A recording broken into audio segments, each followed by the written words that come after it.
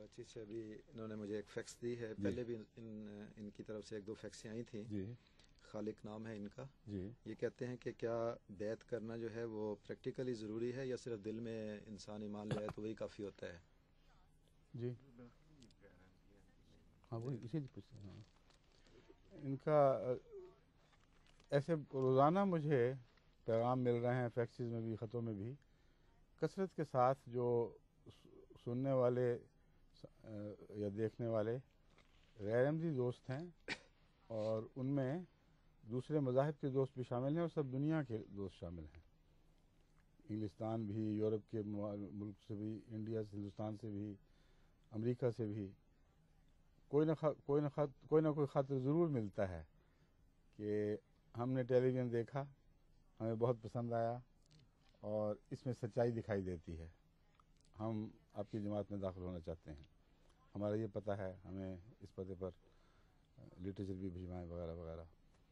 تو یہ ایک بہت ہی پیارا پھل آسمان سے اتر رہا ہے، اور میں امید رکھتا ہوں کہ وقت گزرنے سے یہ پھل بہت سے ایسے ہیں جو ابھی پکنے میں وقت لیتے ہیں، جب وہ پک جائیں گے تو انشاءاللہ جھولیاں بھر بھر کے ہمیں ایسی خوشیوں کے پیغام ملا کریں گے. یہ صاحب جنہوں نے لکھا ہے یہ بھی بہت شریف النفس، سید الطبع انسان لگتے ہیں، مگر معاشرے میں اتنا دباؤ ہے غیر کا کہ یہ فیصلہ کرنا کہ انسان ایک ایسی جماعت میں داخل ہو جائے جو تمام انسانی حقوق سے محروم کر دی گئی ہے، بہت بڑا کام ہے، ہمت کا معاملہ ہے. تو اصل تو بات یہ ہے کہ ہر صداقت کو قبول کرنے کے لیے کچھ ادنا معیار ہوتے ہیں، کچھ اعلیٰ معیار ہوتے ہیں. ادنا معیار یہ ہے کہ دل میں انسان اسے قبول کر لے، لیکن اس مقام پر ٹھہرا رہنا خطرناک ہے. دل سے قبول کرو تو پھر دعا کرو اللہ تعالیٰ توفیق بخشے. سب دنیا جو قربانیوں میں حصہ لے رہی ہے تو صداقت کا یہ تو اصل پھل ہے.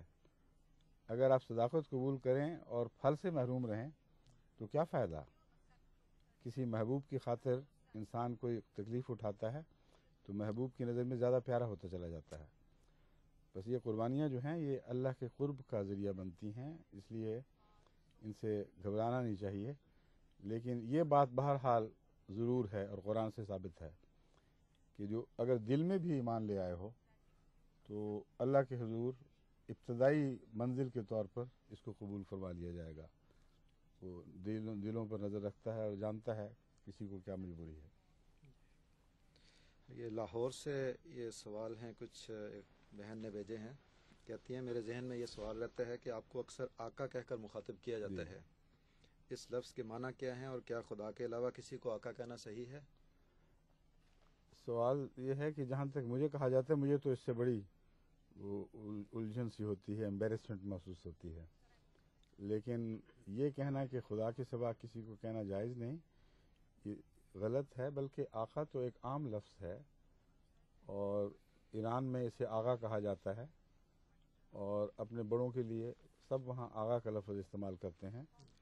اسی طرح آقا کا لفظ تو ہر ماتحت اپنے افسر کے لیے استعمال کر سکتا ہے اور کرتا رہا ہے اور اب بھی ہوتا ہے. جہاں تک مذہبی دنیا کا تعلق ہے، اس میں سب سے زیادہ پیارا اطلاق حضرت اقدس محمد رسول اللہ صلی اللہ علیہ وآلہ وسلم پر ہوتا ہے، جو ہم سب کے آقا ہیں. اور میں نے اپنے ایک نعت میں بھی یہی لفظ استعمال کیا ہے. تو اس کا شرک سے کوئی تعلق نہیں، عام روزمرہ انسانوں میں استعمال ہونے والا لفظ ہے. اور روحانی تعلق کے لحاظ سے اللہ تعالیٰ پر بھی یہ لفظ بولا جا سکتا ہے، لیکن یہ مراد نہیں ہے کہ آقا صرف خدا کا ایک خطاب ہے جو دوسروں پر اطلاق پا جائے تو اس سے شرک پیدا ہوگا.